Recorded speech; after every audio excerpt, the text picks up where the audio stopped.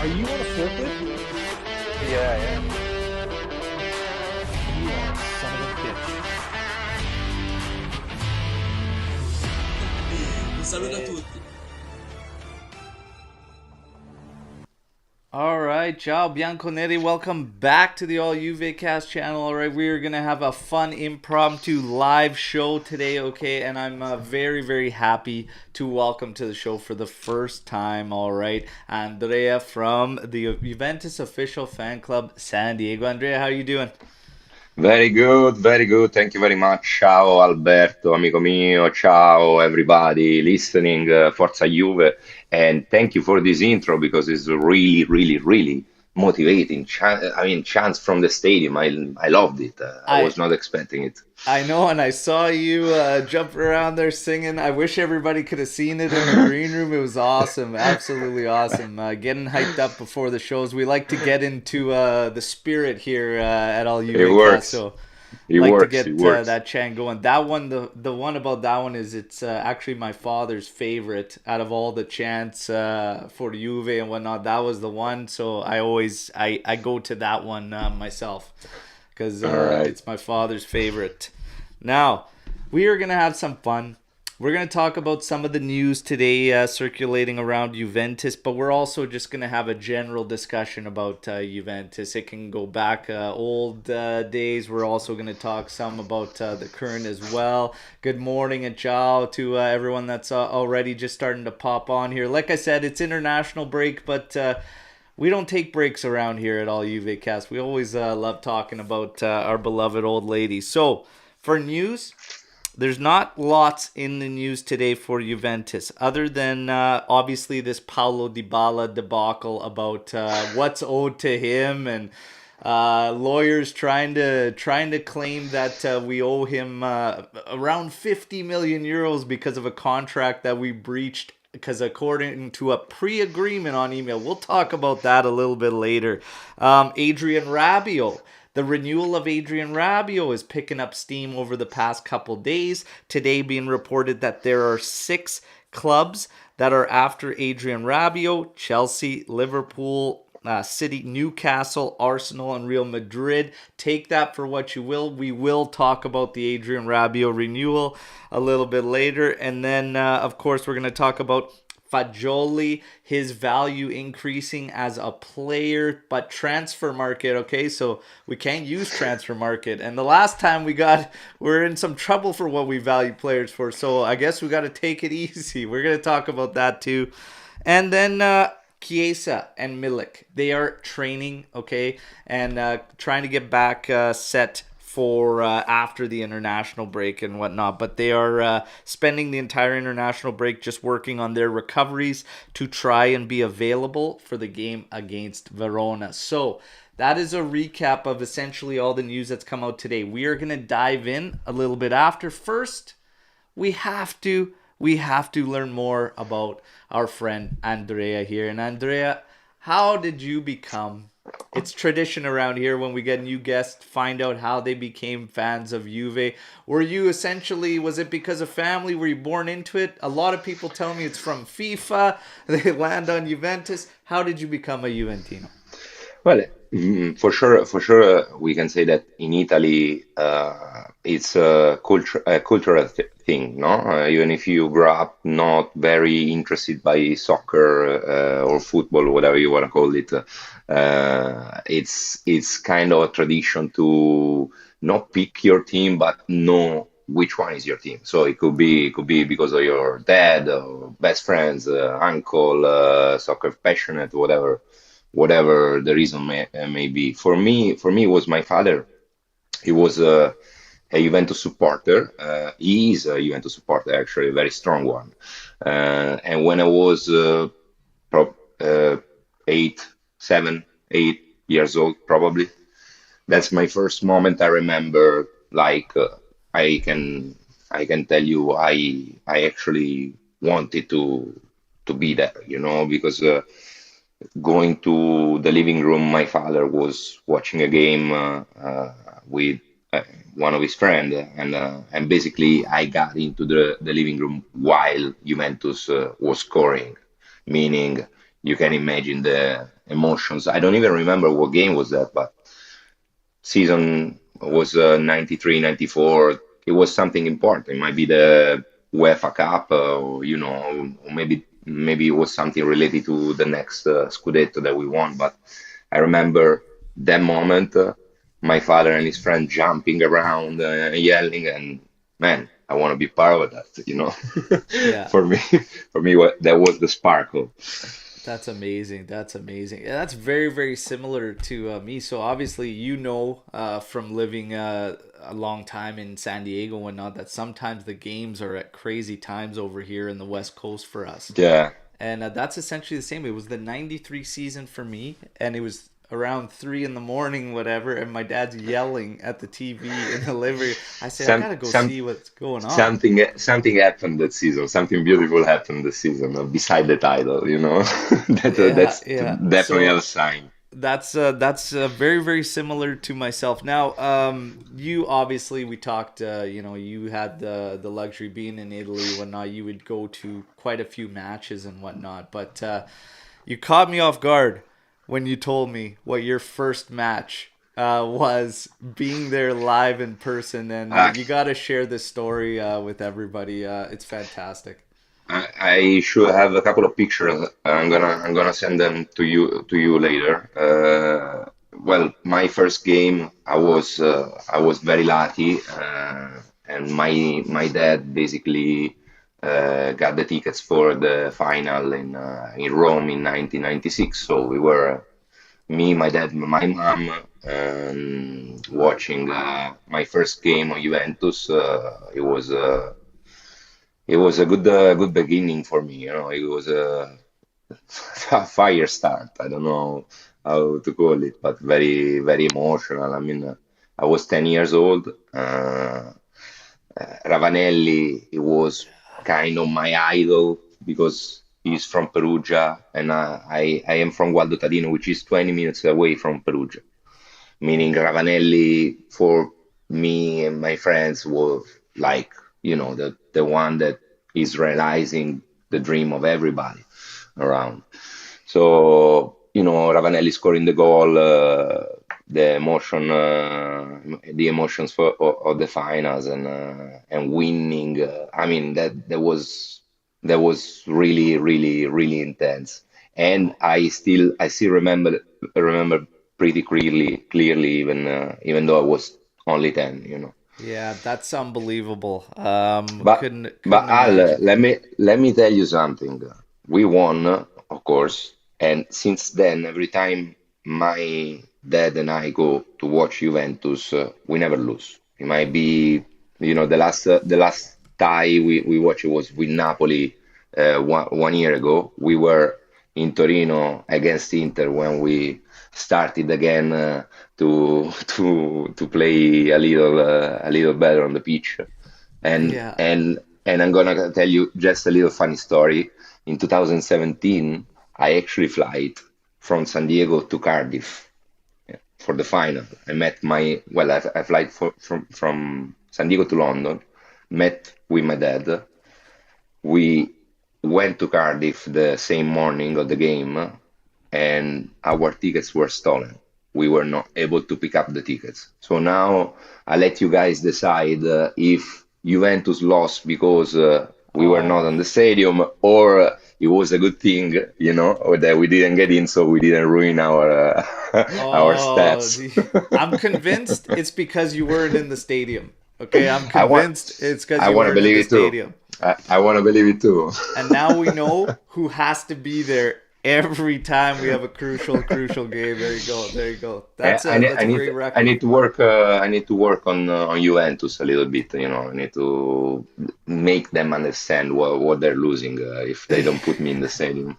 Well, yeah, you know why you couldn't get into the game at Cardiff? Maybe we needed you and your dad in the locker room there. That that final. We'll see what happens. But Oh, that's incredible. Great stuff there. I can't believe your first match live was the Champions League final. Obviously, last one we were able to Yeah, win, but Ravanelli, one of my absolute favorites. When I started getting into it, we know that was the trio. It was Vialli, it was Ravanelli, and it was Baggio. And then Baggio, and then we started to get Del Piero right after, and I was, fortunate. We were fortunate to watch Del Piero throughout his entire career, which was incredible. we were at the last game versus Atalanta in 2012, and believe me, I'm not exaggerating it. I'm not making it too big. All the stadium was crying for 20 minutes. 20 minutes, everybody around me was crying while Del Piero was going Yeah. around the pitch. As you said, I mean, I believe the emotional part of it is realizing that you actually witness the player growing up with you. You know, it's like you have parallel lives because of course, you empathize a lot being like one of the best players of your favorite team. And Yeah. yes, I mean, that's the beauty about soccer, no? It's life. Culture is life. That's right. That's right. Del Piero, larger than life for Juventini and Juventus. Incredible, his career path and everything. And it's funny nowadays, you see with social media and stuff, and how everyone reacts to players, player performances, and whatnot. Man, even Del Piero, sometimes I stop and I wonder when he went through the knee injury problem, and he took him a while to start getting back into rhythm. I Why? can't help but think, if we were back in those days, say Twitter was going and all this social media stuff, if fans would have been as hard on that guy back then as we are on some players nowadays, right? Yeah, I totally agree with you, and that's the reason why I was kind of impressed for the way we've been treating Vlahovic, supporting him in the hard time. That's exactly what we were doing with Del Piero, but Del Piero was already, you know, a Yes. big, very important. I mean, he lead us to win the Champions League. Now they call it Tiro a Giro, but for me it's gonna be always Tiro da del Piero. You know, at least we know who the license Oh yeah. who licensed it.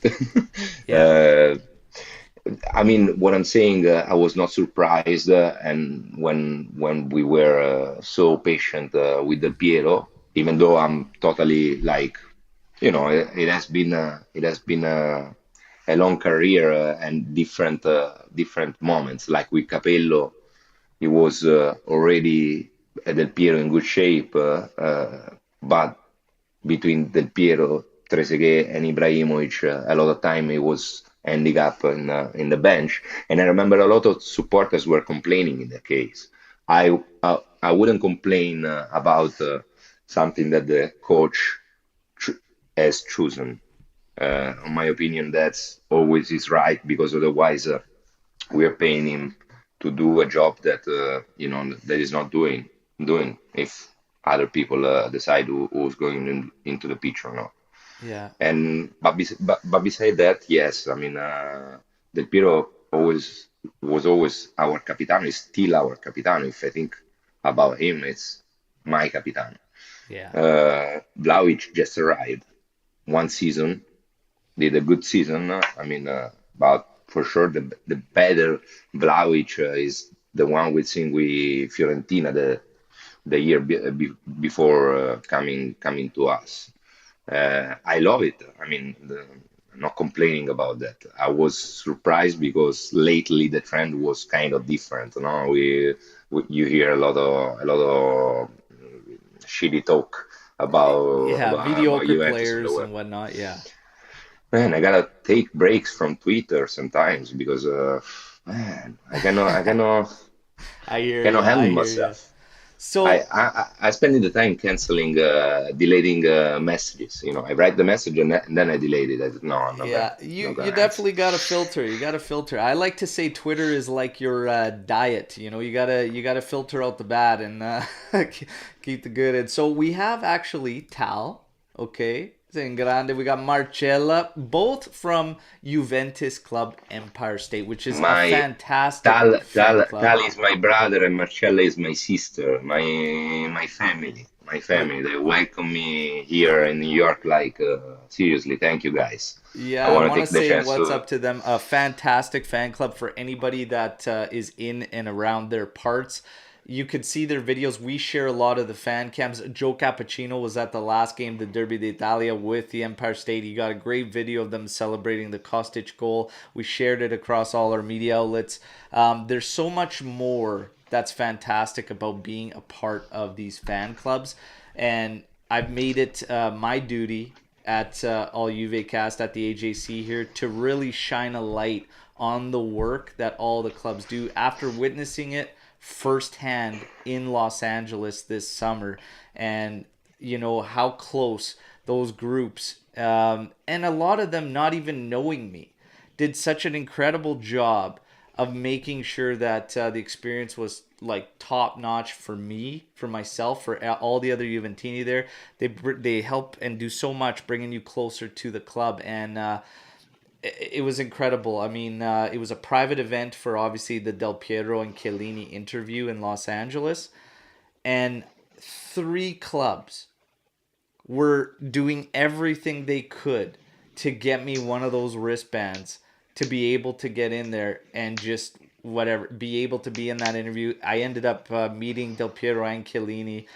Just to shake Del Piero's hand, get a photo with him was like, for me, that's it, man. That's tops. And Uh, the fact that they went to bat, all three of them, some members from these fan clubs actually heard about how far I traveled to come and whatnot, and get there. And they said, you know what, take my spot. And I said, I can't do that. There's no way. But this is that amazing feeling of belonging and being a part of something, and all of us being together. And the clubs are just amazing. So I want you to kind of share some of the best things about, these being a member of these fan clubs and everything that you guys do, right? well, we are quite young. I mean, we are 4 years old, meaning that if you consider all the events that Juventus organize in this part of the world, basically the one you just talked about in LA was the big time for us. You can imagine how happy I was to be here in New York and not be able to to actually be there and enjoying it. But yes, it was a really big time, and I mean the from my perspective, what I really love about this experience that we are doing with Giulio, which is my VP. I want to say hi to him as well. Waldo and Gaetano that are very involved and executive, in the organizing part of it. Um, we like the interactions that we can actually create with people. There is a tough group that become as you said, family. Family meaning that when you see your brother, your companion, the person you love needed something, you're willing, you you find satisfaction on helping him out because it's love, because you want to be that thing for him.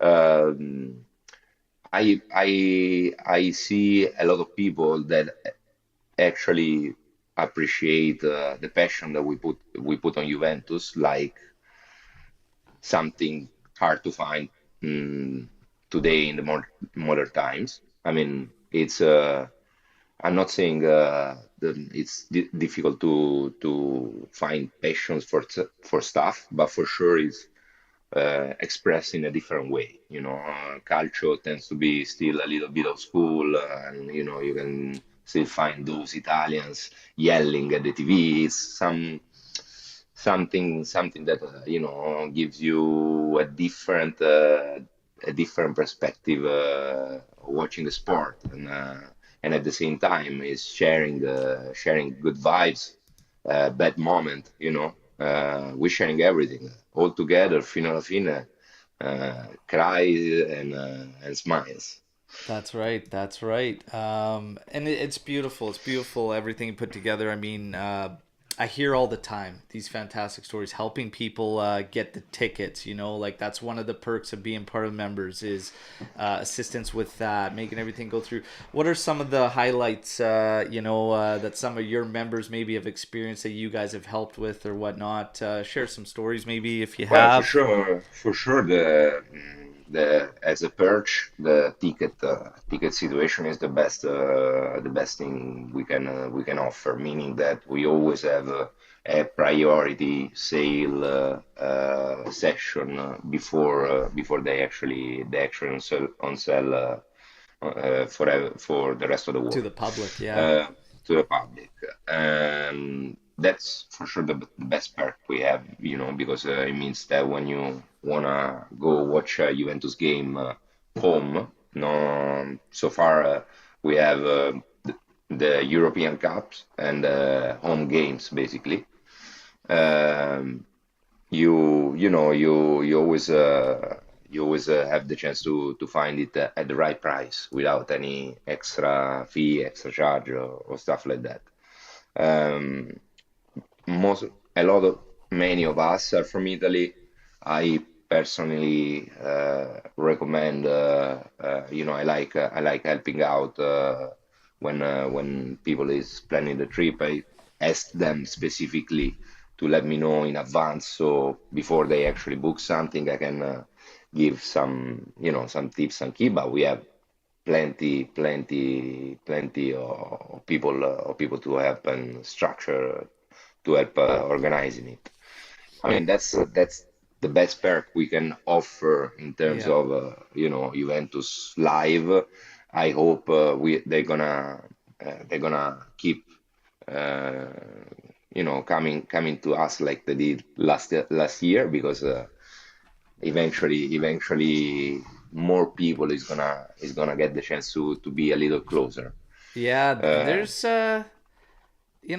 there's some rumors. There's some rumors about North America and what could happen. Serie A, not Juventus and whatnot, but Serie A and what they could be doing with potentially the Supercopa and stuff. So everybody in North America, stay tuned. But I think there'll be a lot more opportunities for Juventini to get closer to this club, even though we're so far away in North America. But what you guys do is incredible. Meet and greets at games and stuff too. I've heard about those kind of taking place. Fan tours, like the list is endless. But what you guys do is incredible stuff. So everybody in San Diego, surrounding area, these are your guys, okay? And it's now you get a chance to see what a great Juventino spearheads that amazing group out of there. All right, now, do you have anything else you want to touch on with those clubs before we start to have a little fun? Because I know we prepared. We're going to talk about some of the Mayette, okay, some of the Maya. We're going to talk about your all-time 11. We're going to talk about the news today surrounding Juventus, the club these days, everything. Anything else you want to touch on with the clubs there, Andrea? No, I mean, you said everything I wanted to say. Just follow us and come join us, because we are very happy to welcome new member in our family. The more noise we make, when Juventus score. There you go. There you go. I want to hear you guys from where I am in BC here. So let's go. Let's go. All right. Now, let's have some fun. Everybody knows I love the jerseys, okay? And I got a big, big collection. I'm trying to get all the kits You from when do? I first started following the team, every single one until present day. I'm very, very close to achieving that, but I want to have some Nice. fun. I want to ask you, what's your favorite Juventus jersey of like your personal favorite one that they've had? And if you have to give me That's three or a couple, whatever, that's fine too. But what's your favorite? Your favorite kit? I'm a big collector. Like, not collector. I'm a enthusiast. Like, Enthusiast. since I'm a little kid, it's like my big thing, and I still have it today. Probably, uh, probably the 95, 97, which I'm wearing right now as well. Nice. Beautiful. Always nice. The The ni- Kappa jerseys were amazing. like for me, this one is the most iconic Champions League, Champions League final, great team, great spirit. Like it became my team like in the history, you know. But uh, I mean, there are a lot of shirts that I have. So allow me to give you three, as you said. I'm gonna put this on the first spot. Okay. I'm gonna put the 2001 2002 away, the Cinque Maggio one. Yes. Nice. The Okay, black one. Beautiful kit. the black one with the faster. Yeah. And I'm gonna put on third spot just because it's the more they pick my favorite colors and it's very very particular, the Palace collaboration. Nice.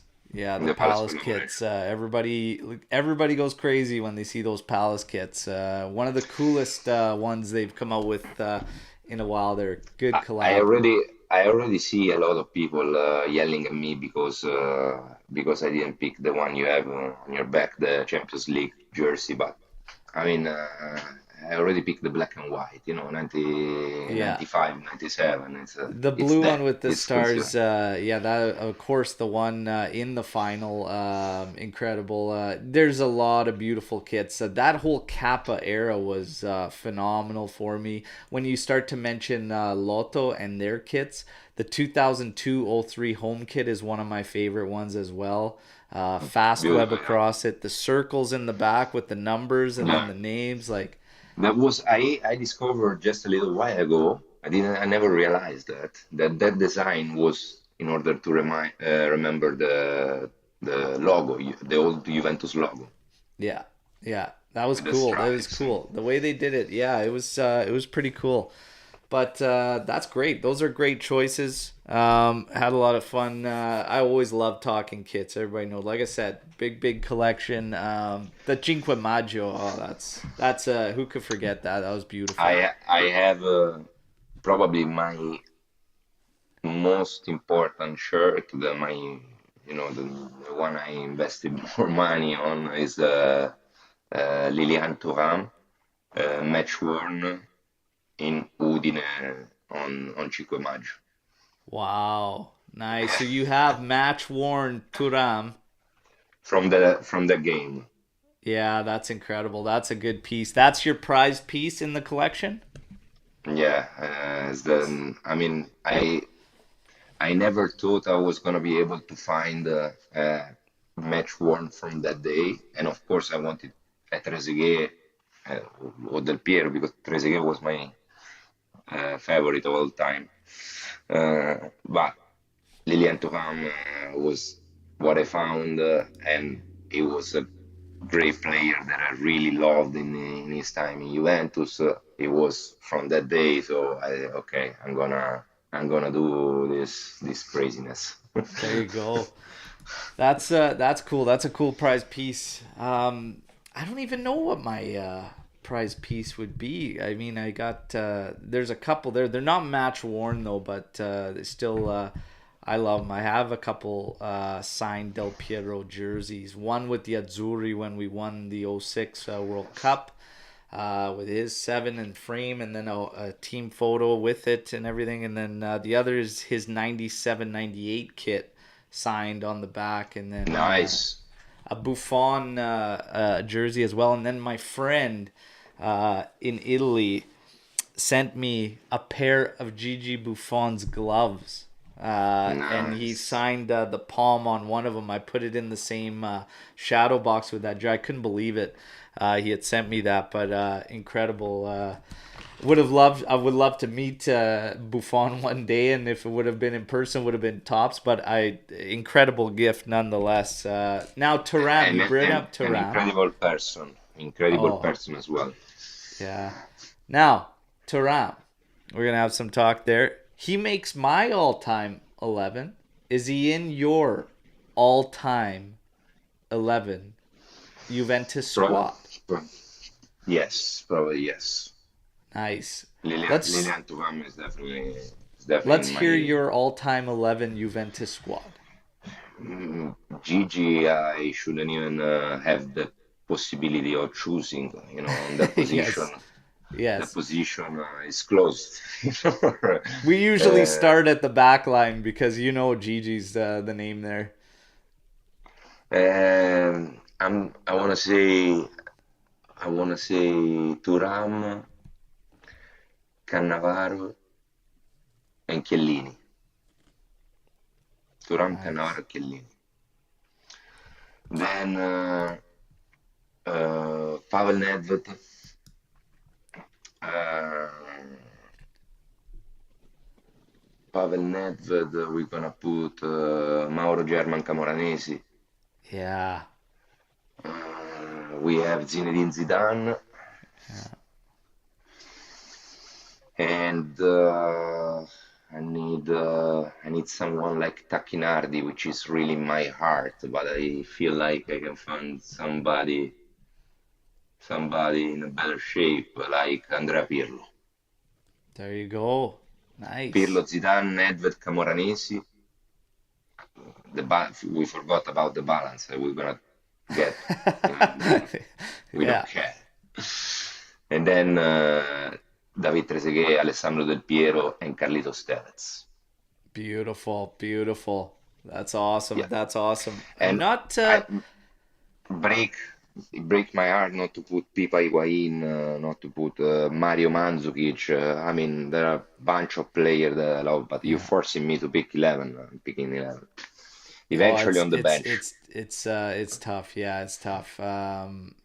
And you know what? It's funny. I always tell people when you ask me my all-time 11, it depends what day it is because it could always change. We've had so many incredible players. Edgar Davids coming in here in the midfield. For me, he was always one of my favorites. For me, my 11 is Buffon. I have Turam on one side. I have Zambrotta on the other. I know some people were upset No, Zambrotta and stuff, but for me as a player, great, great player. unbelievable. In the center backs, Great. I put Chiellini and I actually put Ferrara because he was huge at Juventus for his time, obviously. And then in the middle of the park, for me, like I said, I have Davids, I have Nedved, and I have Zidane. And it hurts me, kills me not to put Pirlo in there, but I have to put Roberto Baggio in there somewhere for me when I was, because that's right when I started really following Juventus and whatnot. So Del Piero, Baggio, and Trezeguet up top in the three, and forget the Okay. balance, forget everything. But you can always have fun with these 11s and whatnot. And you're always going to leave people out because you said Camoranesi, and for me, it hurts for me not to put him in there because he was incredible for Yeah, Juventus. incredible. I loved I mean, watching Camoranesi. I never seen a winger with his characteristics. Like he's more of a regista, but he plays on the wing. Yeah. And at the same time, he was tough Oh player, yeah. always willing to fight and bite. I mean, no, no, Camoranesi. I love him. I love him with all my heart. Yeah. I agree with you with Zambrot. I mean, there are too many good players that are staying out. Absolutely. And one of the best celebrations for me belongs to Moro Camoranesi when he played the flag as the guitar after he scored that goal. Just That, beautiful. was it in Perugia? I think it was. I It think it was was it, it but I was the always one mix up the zero at the games. very end. I Yeah. was I was at the stadium because I was 20 Yeah. minutes away, and I remember I was I should go check. I should check if I can find myself because I was on the glass right behind where like right behind the corner where he was doing the guitar Nice. thing. I was 14, 15 years old, something like Oh, that. we Something like gotta look up the photos now. So today I know when the show ends. Well, I gotta go look. I gotta go look and see if we could find that. Andrea there. That's epic. One of my favorite celebrations to this day is just that Cameronese playing the guitar there. That was awesome. Awesome There stuff. was, for me, like celebration wise, but because I was really into Trezeguet, like fanboy of Trezeguet, you know. I played soccer and on Sunday where when I was playing with my team, underneath our jersey, I was wearing a Trezeguet jersey. I was wearing two jerseys even in summertime, you know. Um Trezeguet, Trezeguet is on the top for everything, even for the celebration, which I would still do, like by myself if he score, you know. Trezeguet, oh man, what's not to love about Trezeguet at Juventus? The partnership he and Del Piero had was second to none, if you ask me. It was unbelievable, telepathic almost. Those two, Uh, incredible. killer, killer instinct, and none of them, uh, you know. Driven by the ego, the willing, I want to score, you don't score, I score. With Inzaghi, between Inzaghi and Del Y- Piero, there was something that would happen very, very often. Yeah, Instead, Trezeguet and Del Piero were like the perfect couple. What, what players, both of yeah, them. But yeah, Trezeguet, what I always say, if you didn't appreciate Trezeguet, because you didn't have the chance or because you didn't want to go look back. If you didn't appreciate Trezeguet, you're never gonna understand Holland. yeah, yeah, If you can't understand why that's Trezeguet, one of the best striker you have or you're gonna see in your whole life, you're never gonna appreciate Holland until the end. yeah. And Nobody that's did. that's a great point too. And I gotta say, when it comes to Trezeguet, for me too, it was the ability to finish from anything and everywhere at any given moment. And it didn't matter how the game was going. It didn't matter like if he was struggling up until that point. He only needed one chance and he could more likely than not finish it. And also his ability to hit the ball on the one time was On one incredible time. for me. Either passing it or to shoot. It was one touch, one touch, one touch. That's Yeah. why I was arguing a lot with my friends. Uh, I remember one of the main topic was no Trezeguet. I don't like Trezeguet because he doesn't do anything beside the goal. He doesn't do anything. That's not true because he was actually participating a lot to the play, going touching the ball and then with triangles and stuff. They say technique. It did have a good technique, man. If you don't have a good technique, you don't score a goal like the one with France against Italy in the golden goal. You don't Yeah. score one touch goals like what we've seen with 171 goal, and he was always injured. Man, that's like the greatest striker we've seen at Juventus. We and this is a great shout too. A couple players, Torricelli in defense was an Grande, absolute beast. I love grande. Torricelli. We have What a Ravanelli. We would story. put Ravanelli as one of the trident. Hey, like we say, very very difficult. Davide Caruso says it's too hard to pick an all-time lineup. It's better to pick a team of the decade, which of course you can do. Ravanelli. So I just got back into collecting, like I said, cards and whatnot. I actually picked up this beauty. This is his rookie card. Nice. His It was rookie with a was it Reggiana. Reggiana, Salernitana? What is Reggiana, it? yeah. Reggiana. Look at this other rookie. You guys recognize this young stallion there? Um, with Claudione at Empoli. There you go. There you go. A couple nice little rookie pickups there. But Ravanelli, I love Ravanelli. One of my all-time favorites. We're going to shift topics a little bit here, though. Always have fun talking about the old. For you, when you look at these old clubs and we look at these old players and everything, it's, when Juve starts to struggle, and Juve's had obviously a lot of stuff going on, coaching changes and everything these past few years and everything. And everybody wants to, reminisce about we used to have these players. We used to now we have this roster and everything. And do you think it's more the identity, and do you tie Max Allegri to trying to bring back to that identity? Do you think it's just the players themselves are not cut the way they used to be, or has Juve lost track of how they kind of scout players and used to be bringing in certain character type guys, right? How do you compare the old to the new? Well, first of all, let me say that I don't believe in easy answers. Yeah, Like to me, I tend to not to believe too easy answers, especially when we're talking about football, which is when I said before, calcio is life, football is life. It's because they're very similar. I mean, the variability, the unexpected is something that you can find in life, and it's in football. That means no easy answer.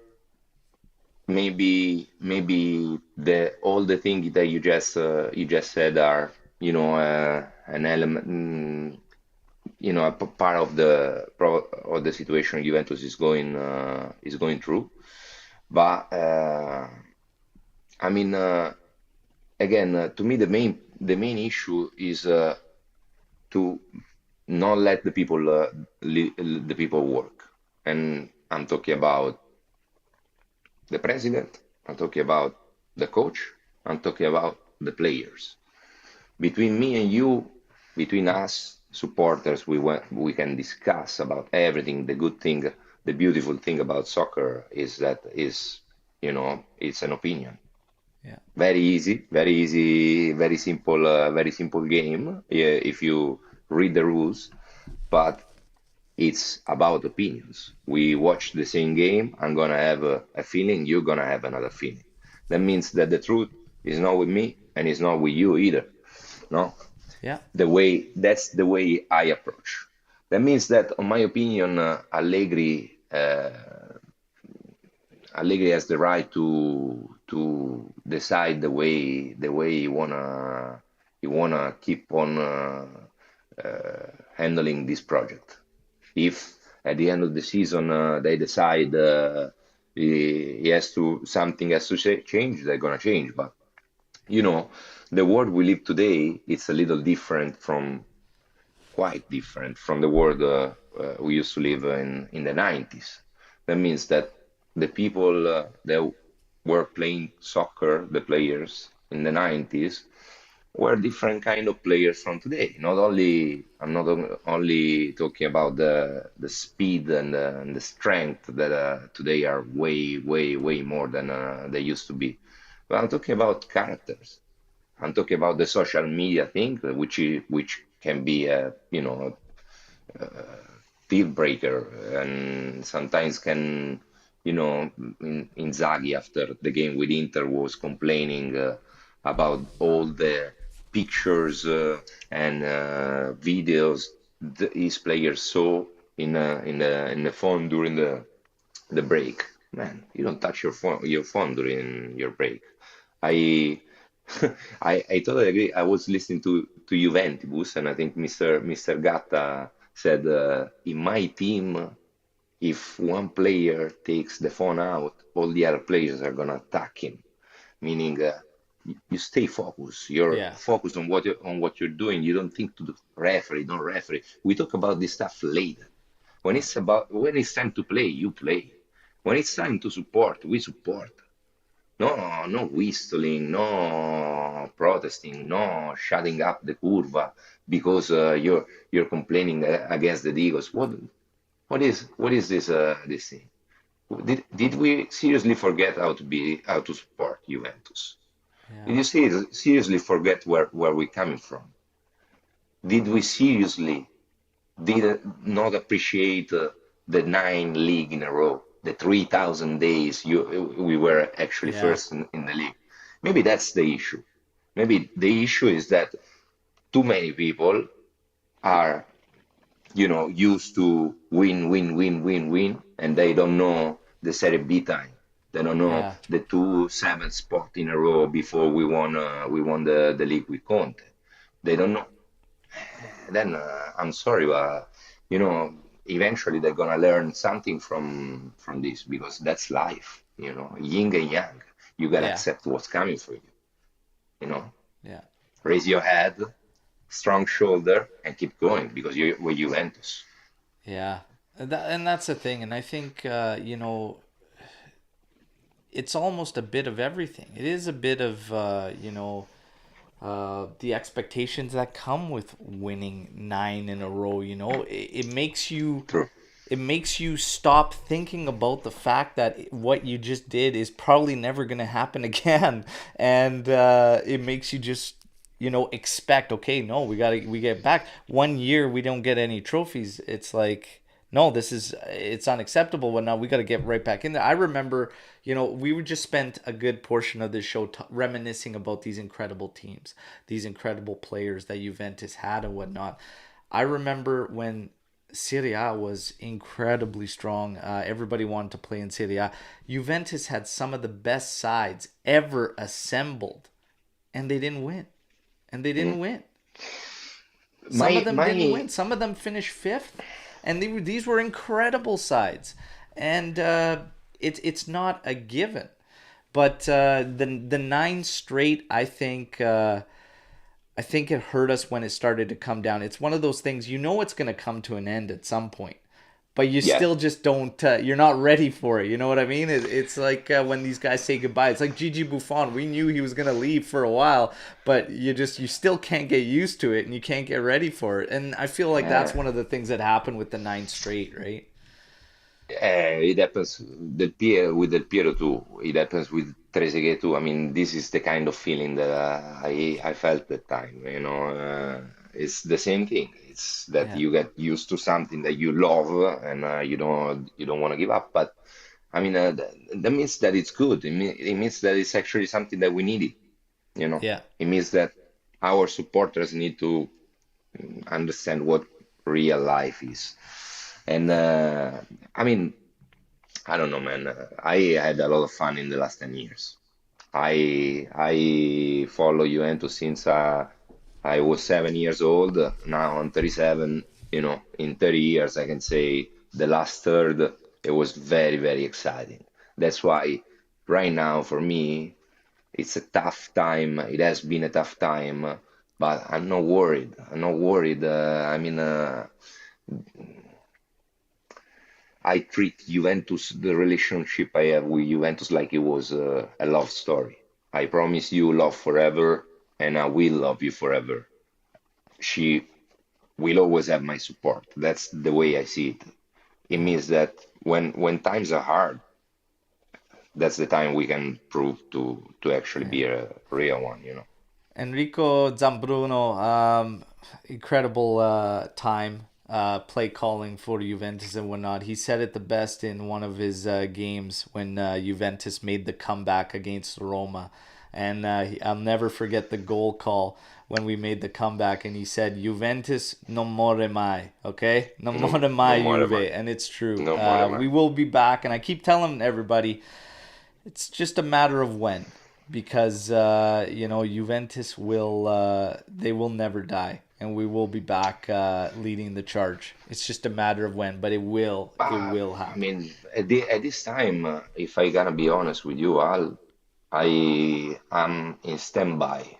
I'm holding until the time will be good to finally be able to see a new system, a new football, something that where people is not actually trying to get more money on this side or more money on this side, but where we actually invest on Yeah. this beautiful sport, on developing it. I don't want to name anyone. I don't want to name. European companies organizing yeah, Yeah. this stuff. I don't wanna name the Italians. They're all part of the same group. I mean, I'm standing by. I'm standing by. I'm standing by, like Juventus said, without arrogance. Yeah. No arrogance. I'm just standing by, but they gotta know that we're ready to fight, that we're never gonna give up. This is not 2006. This is not That's 2006. right. That's right. Now, unfortunately for them, one good thing that socials brought is the word spreading very fast. And in this case, fortunately, it spread very fast. So think about what you do. There you go. There you go. I'm with you. I'm with you. And I said it's not the same. The pressures of the national side being with the World Cup, it's totally different. I expect full throttle fight and push from Juventus, and it looks like we're going to get that, which is great. Now, the youth is the future. Davide Caruso saying the youth is the future. Today, we're going to get into some fun. We're going to talk about some of the news that's circulating today. Like I said, quiet news day, but there is some news there. Fagioli, his value has increased, obviously. Transfermarket.com, which they tried to use against us in the in the whole case and everything, 8 million to 20 million. He is worth much more than 20 million Unbe- euros. the, Fagioli. the thing was unbelievable, It is. unbelievable. You didn't check transfer market to give the value to your player. Unbelievable. Like you are doing your job, this job for all your life. Who gives you the right to give value to a player? Come on, transfer It's market. it's Transfer funny. market knows better than anybody. The whole thing was laughable. I have fun with this report today too because it says 8 to 20 million. I said there is no chance Fagioli is worth only 20 million euros.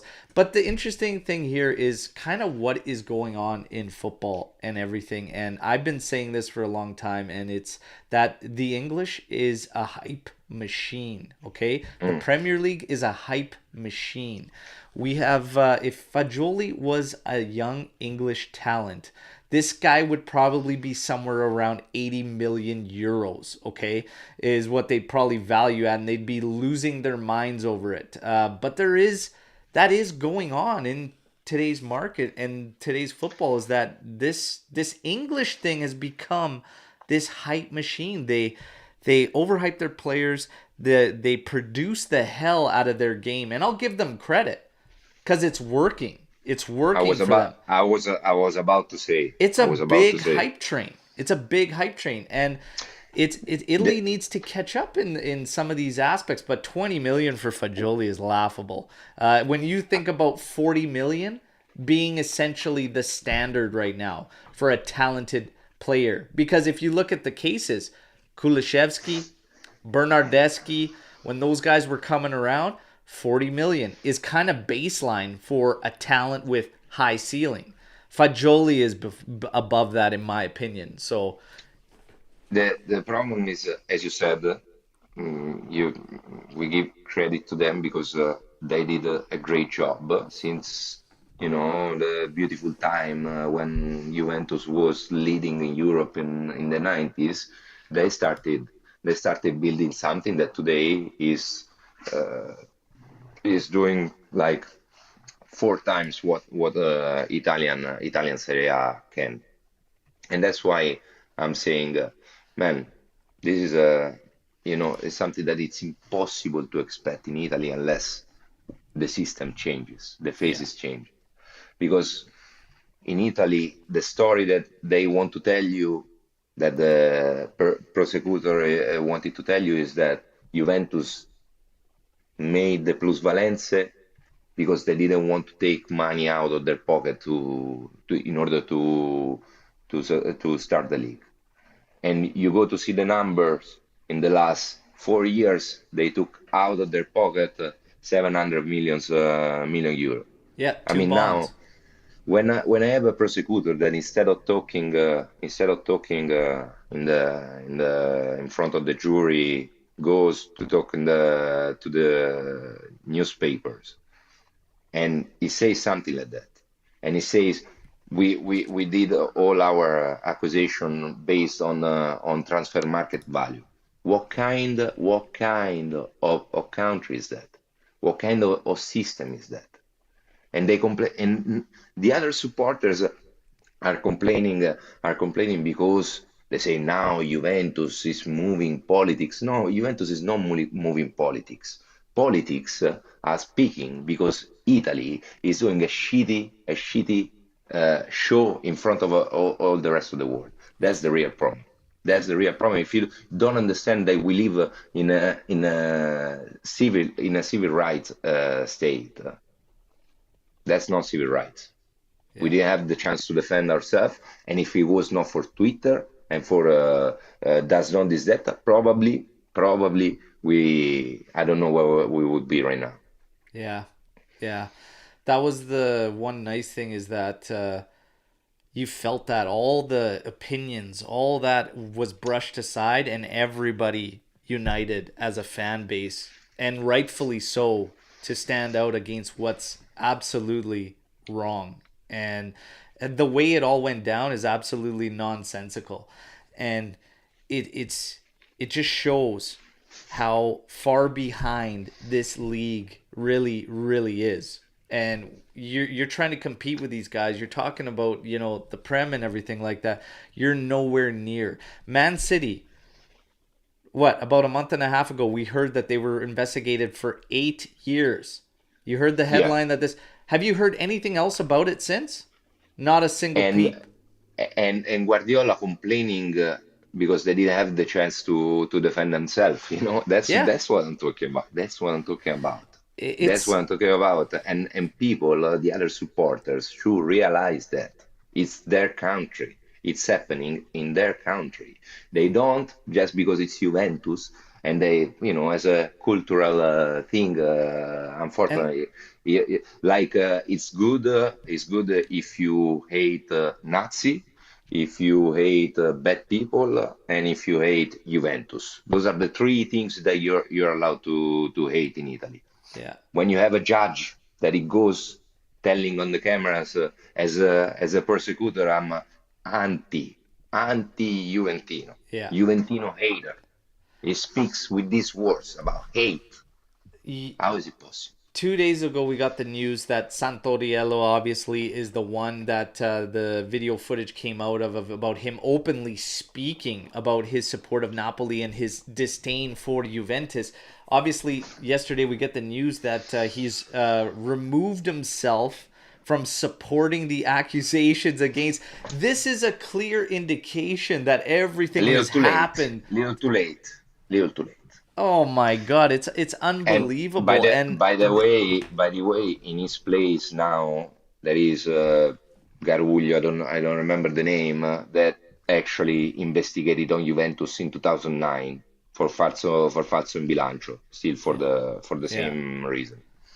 Yeah, it's What it's you uh say? it's just laughable when we talk, and this news about Fagioli and the values and stuff. It makes me laugh because it's all we shoot ourselves in the foot in Italy way too often, and for them, the only way they can seemingly catch up, it feels like, is to To try bring you down, always to to take drag you us down. down rather than improve themselves, build the whole league up, get stronger. Instead, it's to try and rip You down know, instead of pick everything up, pick everybody else up, and grow.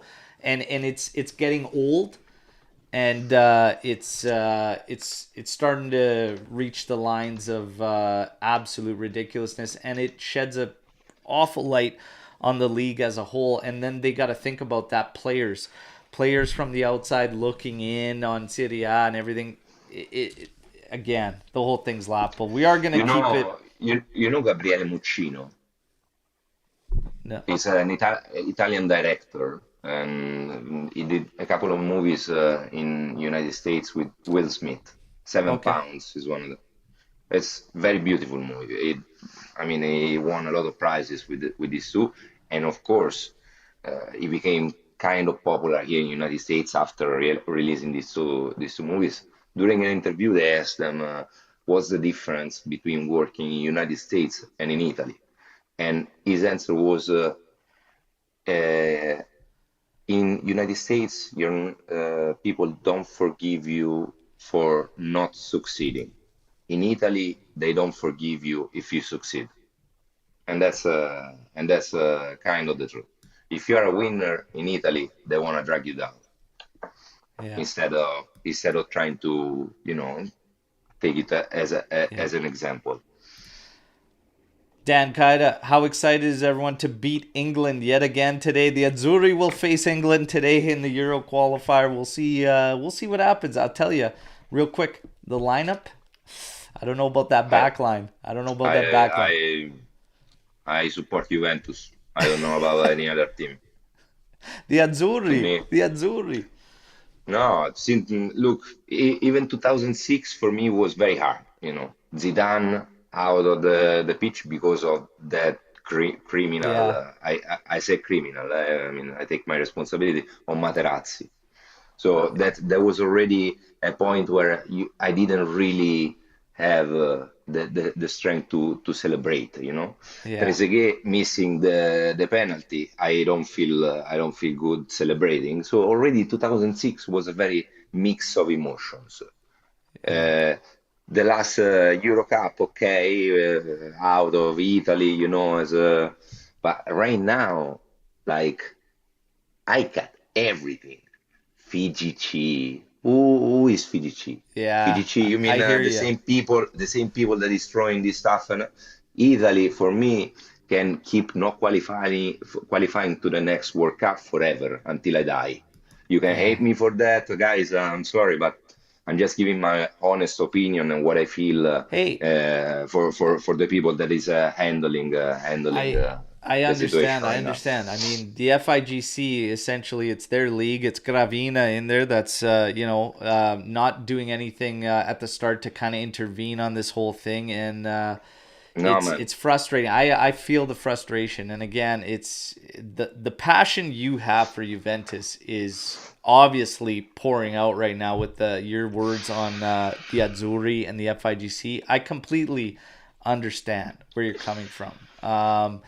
And again, it's understandable. I mean, to support the national side, and that's a whole nother discussion we don't have time for today. But yeah, maybe Juve.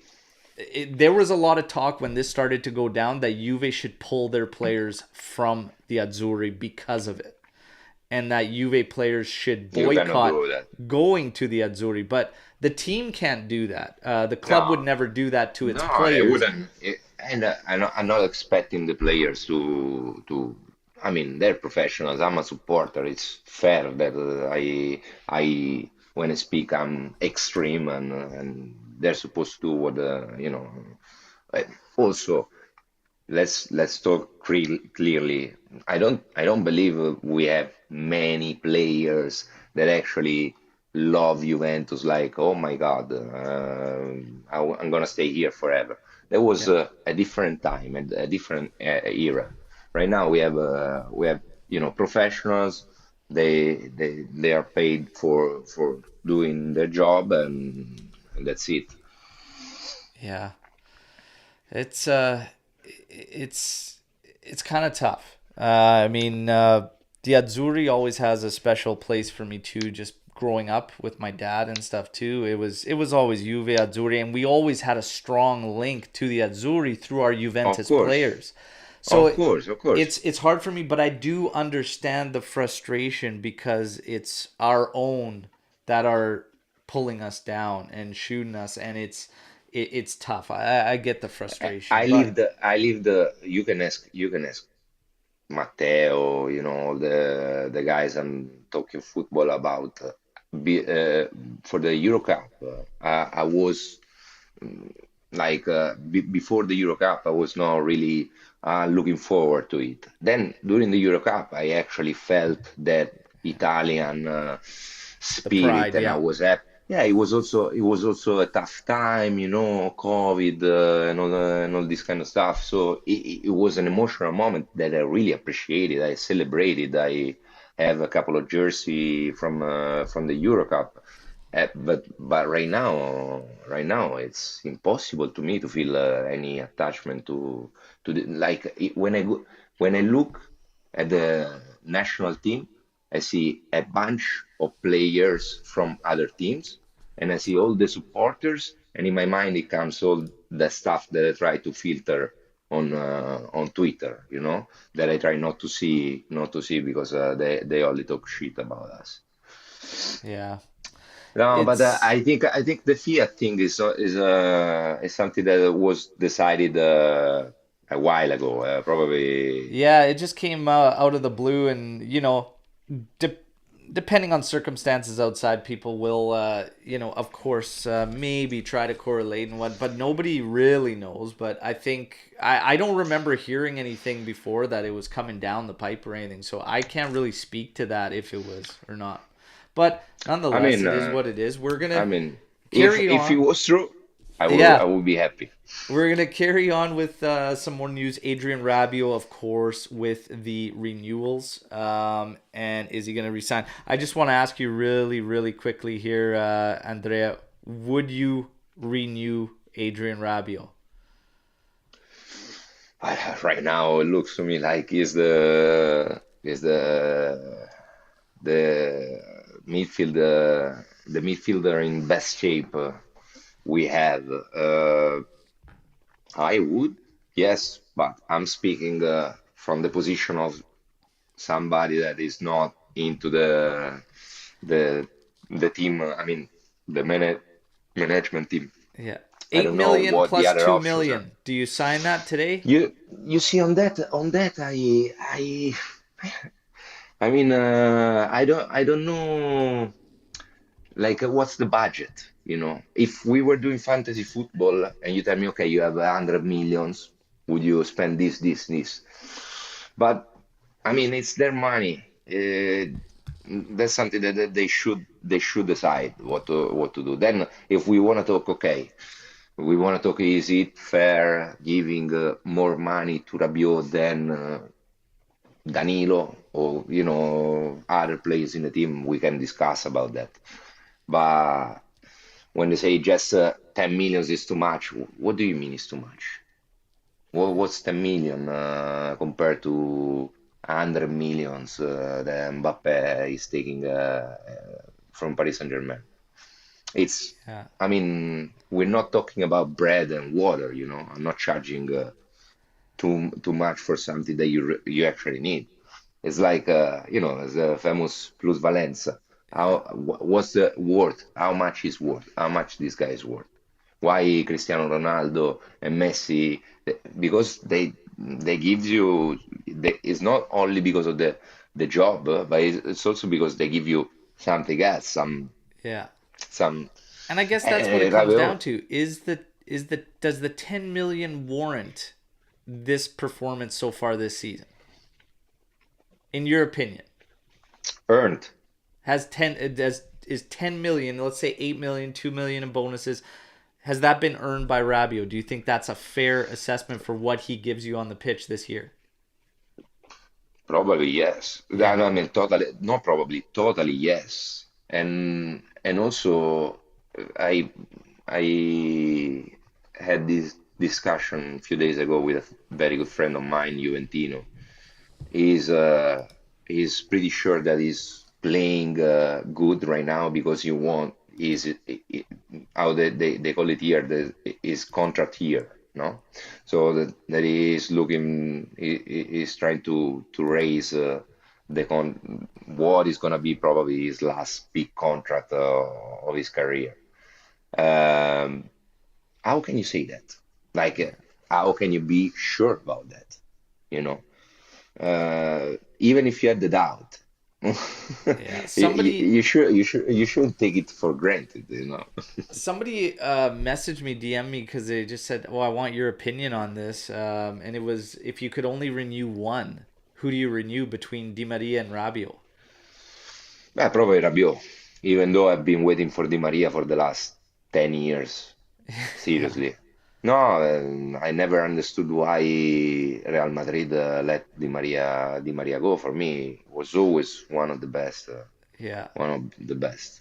And the interesting thing too for me, I thought about it, and yeah, if it was between the two, for a number of reasons, I would go Rabiot if I'm being honest. And one of them is the fact of, if you go based on this year's performance, we've been able to, things don't necessarily increase drastically with Di Maria on the pitch. You definitely notice when he's on there and when he isn't. But with Adrian Rabiot, we asked a question on the podcast, and we said, name me a player that you feel is irreplaceable for Juventus. Rabiot came up in the chat more than Di Maria did. Di Maria hardly came up in comparison to the players that were named. Bremer got probably the most votes as irreplaceable for Juve. Rabiot was in there as well. Kostic this season was in there as irreplaceable and whatnot, but Di Maria didn't come up as much. So if we're looking at this and you can only renew one, for me, Rabiot, if you're talking about him being irreplaceable, and we can do without Di Maria, which we kind of have for a larger portion of the season, and he's younger, can give you more probably output. And another reason is, if you have to move away from it, Rabiot would have more value to sell than Di Maria. So there's a lot of reasons why I would probably lean towards Rabiot. I wanna add one season. One reason. Sorry, early morning, mixing words. I wanna add one reason to the reasons you just said that I agree with. Since Pogba left in 2014 and 2015, we've been looking for this kind of player. It's it's been 10 years, and now we finally have this kind of player because Rabiot has that characteristics. If we finally get Pogba back, I believe Rabiot, Pogba, and Locatelli can be a crazy midfield. I agree. I agree. I think like they would be absolutely insane. And Fagioli, a lot of people feel like, oh, well, he's going to get missed out. He's not going to get missed out because Fagioli, for me, would change up to Pogba. But Rabiot will be in there as well. Fagioli, and Pogba, his body's telling us a lot about having to keep him, in some type of shape and monitor his minutes and stuff, like we're going to do with Di Maria, because the reports suggest as of late that he's going to be preserved over this next stretch. April, we have 9 games. It's going to be crazy, so he's going to be preserved. We kind of do this with Pogba, but for me, Rabiot's not necessarily a comparison to him. I would compare him more to Vidal.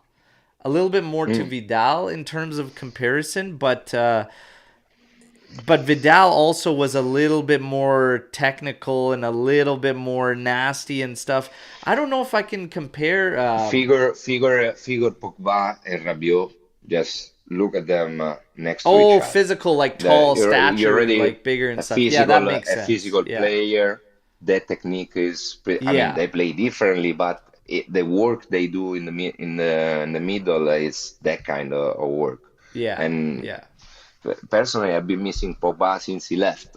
And Matuidi was close, but not the same. Zakaria was something that remind, but not the same. We always been looking for that kind of player to put in the middle, which is the perfect player for Max Allegri. These guys, the technical ability is like Matuidi. Like, bless his heart, the guy would work, but technically is where he kind of stuttered. And Zakaria, I had high hopes for, but it's just not. It's not there. But Rabiot, it's funny with him because people will always have the 3 years that led to this moment in their minds, right? As far as rating him and stuff, and it has been a bad 3 years, but this year he's found it. Everybody thinks contract year. It's hard. People can't just turn it on and turn it off like that and whatnot. So something's working this season. Exactly. Di Maria, there's no end game for Juventus, and that's the only reason I would lean to Rabiot. But it's very hard to, for me, it's very, very hard to compare to that midfield we had back then. Was incredible. Marquisio, Vidal, Pirlo. It's absolutely insane. I can't make comparisons there. Adrian Rabiot is his own guy, and it's fitting in right now. What he does do is bring balance to Locatelli and Fagioli, and the three of them together. And this is the biggest thing I'm saying is the three of them together is one very, very good unit for us. Arguably one of the better units over the past 3, 4 seasons that we've Yeah, had in terms of the midfield and balance. So his Rabiot's value for himself personally naturally goes up because of what the group is able to do with him in there. Does it change when you bring another midfielder in? Of course. And then you have to work it all out together again. Pogba, I've always said, is elite on his day. Paul Pogba is elite on his day, and we just need to get this guy back in the lineup. That's the bottom line. But we'll see what happens. And we've got a lot of young guys in behind for midfield as well. Rovella is a name that everybody's looking for. Hans the, Nicolucci Caviglia, the next Ranocchia. generation, is coming up out with beautiful, beautiful creations. Yeah, Great players. yeah. No, no. And I mean, we Fagioli's should getting we a should lot we of high should be praise right excited. now, and rightfully so. B1897 said, if I have to choose between Fagioli, Pogba, Rabiot, I will always choose Fagioli. There you go. It's we'll see what we can do. And again, No, replacements. but we need to choose between the three of them? That's what I don't No, understand. no. I Why think can't it's we just have come in the three preference of of the them? players. But yeah, when it comes to renewal, our original question, like I said, I was DM'd is who would you choose if you could Ah, only renew between the one? three. Okay, But no, okay. no, not between those three. We're not picking between those three. It was Di Maria or Rabiot renewal. And some people in the chat have a great point. Is who can you replace for cheaper? Di Maria or Rabiot? That is a good point because again, here's the thing. You can find a Di midfielder Maria. for less, but is he gonna work with Locatelli and Fagioli as good as what we're seeing right now? And that's the whole basis of the discussion. But it's just opinion, and everybody can have their own. Okay, so it's all good. It's all good. Dybala, we got to talk about this. The news today about Dybala and these lawyers and 3 million in salary he wanted and everything, and then apparently we still owe him have to pay. But now the reports are coming out that his lawyers are saying there was a pre-agreement that he had with the club, okay, on a contract of somewhere around 13 million euros per year, and then it was broken by Juventus. Obviously, they went and got Vlahovic and everything. But now this is what the Lords are fighting for: almost 50 million euros owed to Dybala based on a pre-agreement that apparently has been breached. What are your thoughts on this, Andrea, when you hear this news? I mean, totally in his right to sue Juventus and get the money that he deserves. Like, of course, like I always say, we don't really know the dynamics and what's going on. Also, then I guess there is gonna be a trial or something to decide who's right, who's not. But the weird thing to me is not the 3 millions. That is pretty understandable.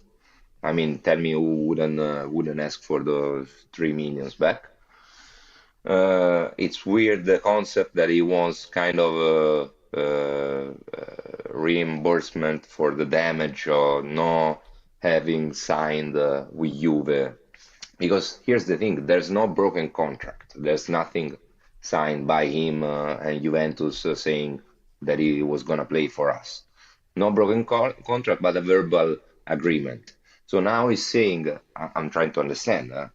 He's saying, I didn't sign a millionaire contract with Man United because I wanted to stay with Juventus, and then Juventus didn't want me, so I lost the chance to go to Manchester United. But if I were Juventus lawyer, I would say, okay, show me the proof of our agreement first, and then show me the proof of the other teams that were there to offer you this amount of money that you lost, Yeah. because you cannot complain about getting less money in Roma and where you were getting paid more in Torino. I mean, doesn't make sense. For me, here's the thing. It's if there's two parts here. So the salary thing, if he's entitled to the 3 million euros, Juve just needs to pay him the 3 million euros. If he's entitled to it, whatever it is, that's in his right. But this whole pre-agreement thing and then going back on it and everything, like, it just seems like the same old BS we've been going back and forth with Dybala for 4 years. For 4 years. And it's just been exhausting, and now it just continues even when he's gone. The guy had an opportunity, okay, and I loved Paulo Dybala his time at Juventus. I admired him as a player. But he had an opportunity to take top 25 player money when he arguably wasn't top 25 in the world. He said no, he didn't take it, all this. Now all of a sudden a pre-agreement verbally, or an email, even if it's an email, signed Yeah. documents, or it doesn't matter. Signed documents, or I don't care. The other thing is too, I will never forget, this guy wore the armband for Juve, and he also walked into Inter's office to have meetings to try and give leverage for Juventus to re-sign him. I will never forget that, okay? And of course, it's not him knocking on doors, walking in, his agent, whatever. And Paulo's always had the worst representation. His brother, and then Jorge Antun. But you never, as a Juventus captain, should get into a position where you use Inter as leverage for Juventus. And that's just not understanding the rivalry and everything there. But not only that, he had more than enough opportunities to sign with Juventus if his heart was truly in getting and Exactly. staying with Juventus. He had And 4 years, and he kept pushing for more money, more money, more money. Dybala wasn't a as a top 25 player when we offered him top 25 money. yeah, exactly. That's the bottom And line. as a supporter, he lost me that time that he scored, and then looked at Arriva Bene and all the management, like, in a bad way. As a Yeah. supporter, he lost me that time, because when you're exposing a situation between you and the management in front of the whole stadium, you don't give a fuck about Juventus, man. Sorry, pardon my Yeah. French. Yeah. It's a good You point. you I don't give mean, you don't give anything, and yeah, it was like, I was really sad seeing him crying in his yeah. last day, because you have the feeling of somebody that actually spent good times with us, and we did for sure with him. But I mean, you gotta it's not just words, you gotta prove it, and that time he didn't. And it's not like, this is not a one-sided scenario, because obviously management is involved too, and there's two parties. So even Juventus needs to, also take a look at that, and the relationship between management and players. Maybe that's a indication that could be overall a bit better. Maybe it's going to get better. We have a new board. We're still waiting for a new management team and whatnot, but it takes two to tango. And the Dybala thing just went wrong. And it was, you look back at those 3 years, 3.5 years of trying to figure out an extension for this guy. You can also make the argument that maybe, just maybe, the club always had some doubts there or whatever, because they should have tried to lock it up too. And Dybala on his side, well, if you love Yeah, the club that totally, much, why couldn't totally, you just sacrifice a little bit? Whatever. totally, It's two parties. Whatever it is, it went totally. completely wrong, and now we're seeing it continue on, and it's kind of hurting his legacy or his time at Juventus. It's kind of tarnishing what was once very, very nice and a beautiful thing. And for me, it's kind of been tainted by the whole debacle. And you could see it in the chat now. Like, people are like, I definitely do not miss talking about Dybala. But again, it's one of those things that went sideways, and not just because of Juventus, not just because of Dybala, but because of both of their parties. It is what it is, man. It is what It it is is. what it is. Is what it is. Players will always come and go, though. I always remind Yeah. everybody, players will always come and go. The club is that remains, right? So, hey, you guys pick, if you think he was in the wrong, club was in the wrong, to be honest, one way or another, it just didn't work out, and we got to move on. We got to move on. I have a question here from Saif here, and he says, who do you think is the next player from the youth that will come up? I'm going to say Ah, go. it's going to be Houston. I think is going to be the next player that moves up. Yildiz would be another shout, but I think Yildiz, they might be around the same time. But if I had to bet right now on everything I'm hearing, everything I'm getting from the big guys in the trainings and everything, I would say Houston is the guy. What do you think? That was gonna be my bet. Yeah. I love Barrenechea. The Yeah. couple of times we've seen him, uh, but in general, I'm expecting to see more players from next generations because every time I believe Montero was the right pick for as a coach because he has the Juve mentality. He can actually transfer to them the willing to fight on the pitch until the end. Yeah. Who's in Yeah. Bremer. Houston, Gatti, and Bremer getting excited. Guys, Getting excited. There you guys, go. guys, we need to think. We shouldn't do the same mistake we always do with young players. We don't need to rush them. We need to insert them in the right moment, in the right time. Yeah. Meaning that we've been complaining about Fagioli. And another narrative that I don't like about Allegri, he is putting Fagioli is playing only because we don't have alternative. So he Yeah. was able to get in the pitch only because we didn't have alternative. Yeah. That's not true. That's not true because if you look at Fagioli with Cremonese or at the beginning of the preseason, he was like this. Yeah. Now he's a big guy. I mean, a big guy. Now you can see that his structure is way more important than it used to be. It Yeah. means that on Fagioli they've been doing a job.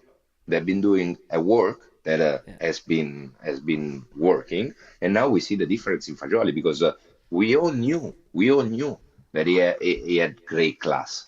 We just needed to give the coach the chance to decide where it was the right time to Yeah. put it. Yeah. Now Fagioli earned a spot in the first team. Get this right here. Fagioli earning a spot. I will remind everybody, Fagioli apparently not training right now with the U21s just because of an ankle knock that he Yeah, picked up against Inter. We're just going to continue to monitor. I know that I'm going to lose my guest right now. Andrea has some other commitments he needs to go to. I want to thank Andrea for coming and joining. I'm going to take a couple minutes before signing off, everybody, that we'll just recap everything. But again, for anybody in and around the area, this is your guy for Juventus official fan club San Diego. He's so passionate. He is currently running it from New York. Okay, this guy. stay calm, stay calm. Stay At calm. stay calm, you find me Twitter, Instagram. Calma, como like Allegri would say. There you go. Stay Alma, and we're gonna find him on Twitter and everything. I thank you for your time. It's been a pleasure. We're definitely gonna No, do this thank you. again, my friend. Definitely gonna do this Eh, again. I enjoyed this morning Juventus chat a lot. So anytime, anytime. Absolutely. It's been my pleasure. I will say goodbye. I'm going to take a couple minutes for everybody on live chat. We'll recap news and everything, and then I'll sign out. But absolute pleasure, Andrea. Take care, and we'll talk soon. Of course, fino alla fine. Forza Juve. Fino alla fine, forza Juve. Dai cazzo. Ciao, amico. Ciao. All right, everybody. So we're going to get to some of the news here. Again, just recapping for everybody. We've got basically that Fagioli's got an ankle knock, sorry. So U21 training kind of been postponed. Paul Pogba, the latest on Paul Pogba. Essentially, he is going to be hopefully getting back right after the break. we have to continue to wait and see what will develop there, okay? In terms of Milik and Chiesa, they are currently working on recovering. The hope for everyone at Juventus is that for Verona, when we return to action, that they can be available. Obviously, we just finished up on Dybala, the whole Dybala debacle. Essentially, his lawyers coming at Juventus for money, and they're trying to say that basically he is owed for a contract that was apparently agreed upon over verbal and or emails, whatnot. So, again, a little bit of a mess there from Juve. Outside of that, same thing. Rabiot apparently has 6 teams interested in him. They're being listed: Chelsea, Liverpool, City, Madrid, and whatnot. I don't know if there's any truth to that. Kind of waiting for some of the bigger dogs to kind of come in and comment on that. But again, we will just have to wait and see. There's a lot that we're going to have to pick up on. The other thing in the news as well, yesterday was being reported that 10 games is what Juve needs from Sandro to automatic renewal to kick in. But immediately reported, and this text actually hurt me, okay, everybody? This text message hurt me. Romeo Agresti texts me and he says, bro, I need you to translate this for me, please. It's very, very difficult. I'm having a tough time. I said, no problem, send it over. And the text he sends me is, despite only needing 10 games for the automatic renewal, Juventus wants to renew Alex Sandro for a renewal, obviously to bring the cost down. The idea there is to bring the salary down. To be honest, that's not worst case scenario, because if he's going to hit an automatic renewal with 10 games, then you're better off to renew and get a lower salary. My issue with it is Gatti is emerging. And if we can shut down the automatic renewal just based on him not getting 10 games, which I think, based on how many games are remaining, you could probably do based on how Rugani has played last season and this one, and based on Gatti emerging, you could keep Sandro out of there for the 10 games. But Juve wants to renew. So again, funny story there with Romeo wanting some help with translation, and the text absolutely killing me when I read it. But Juve's intention is to renew Sandro. Make no mistake about it, to bring that salary down. But again, if I'm looking at it from the outside in, Gatti has given us the opportunity to take that control back, right? So again, we just have to wait and see. Other news, Rugani and his future potentially going to be sold in the summer. So again, we just wait and see if they can find a deal, find a move there. Saif saying, I don't mind keeping Sandro for lower salary and as a backup. Exactly. I mean, it's not the worst of cases, but again, we have to keep the roster kind of moving. And the Danilo, him being locked down, kind of for me, makes it so that we kind of have to get rid of one of those two, because you got to keep that roster fresh and you got to keep it moving. That's how I'm looking at it. So again, everybody can interpret however they wish. So we'll just see. For 1 year only, there you go. Much lower salary. Yes, have to be much, much lower. They're trying to split it. But again, if Sandro's entitled to 6, is he going to resign for less money? Now, Juve has the leverage because they say, okay, we just don't play you those 10 games. And that's what I kind of mean. So I would imagine they could find this at a lower salary. But for me, it's more keeping the roster fresh and moving along. So again, and Imesh saying Bonucci and Sandro need to join up with Bernardeschi. There you go. There you go. We'll see. But that is essentially it for all the latest on news. Everybody, I'm trying to get Romeo Agresti back for next week. Okay. Romeo Agresti might be joining us for a live show next week. So stay tuned for that. Obviously, we've got international break. If you're going to take in the Azzurri game and whatnot against England, let's hope the Azzurri can get it done and beat England again. Enjoy the matches. I'll be back with the daily news updates for the rest of international break. We might have another live show depending if we can get another guest in or whatnot. Otherwise, hey, you know when the next game's at. We're going to do match day live, and then of course watch along for that one, and that will be Verona when we kick things off again. All right, everybody, enjoy the rest of your days. Thank you for joining. Drop a like and of course subscribe if you're new to the channel. Till next time, fino alla fine, forza Juve. Ciao tutti.